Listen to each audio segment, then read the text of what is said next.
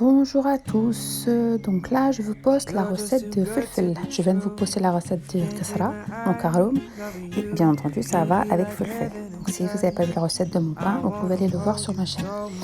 Donc pour commencer, je fais cuire 3 poivrons et 3 tomates, ensuite à ajuster selon vos goûts. Donc si vous aimez plus de poivrons ou plus de tomates, donc voilà, moi j'ai fait 3 poivrons et 3 tomates. Donc je les ai fait cuire 30 minutes au four.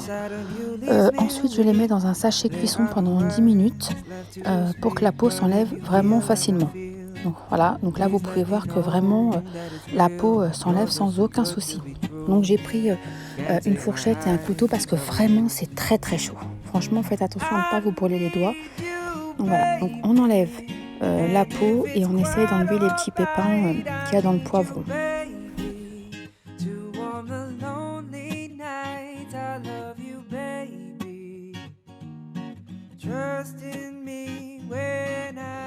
Vous pouvez vraiment constater que la peau est très facile à enlever.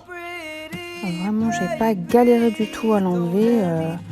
C'est très très simple et vraiment de le mettre dans le sachet cuisson pendant une dizaine de minutes, ça facilite la tâche.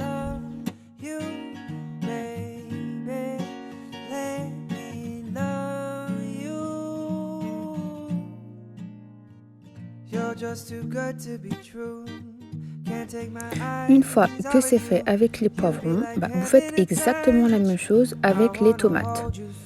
Donc par contre vous allez voir qu'à l'intérieur des tomates il va y avoir un petit bout dur. Donc ça il faut l'enlever de préférence parce que c'est vraiment pas agréable.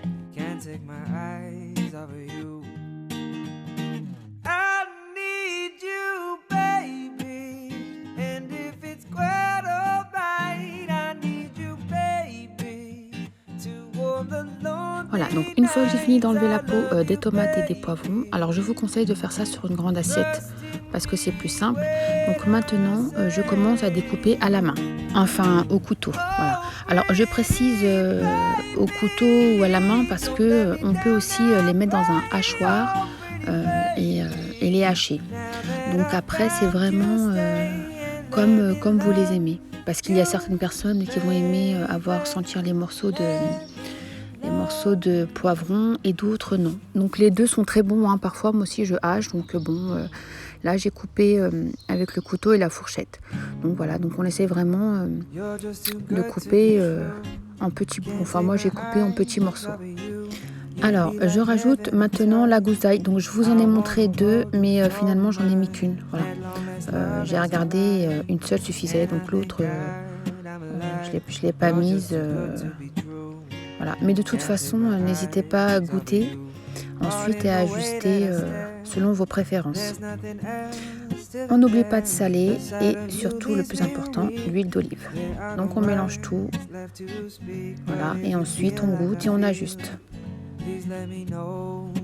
Donc maintenant, je mets toute ma préparation dans une assiette propre. Et voilà, c'est prêt à déguster avec du bon pain maison. Je vous remercie d'avoir regardé cette vidéo et n'hésitez pas à me mettre un petit pouce bleu.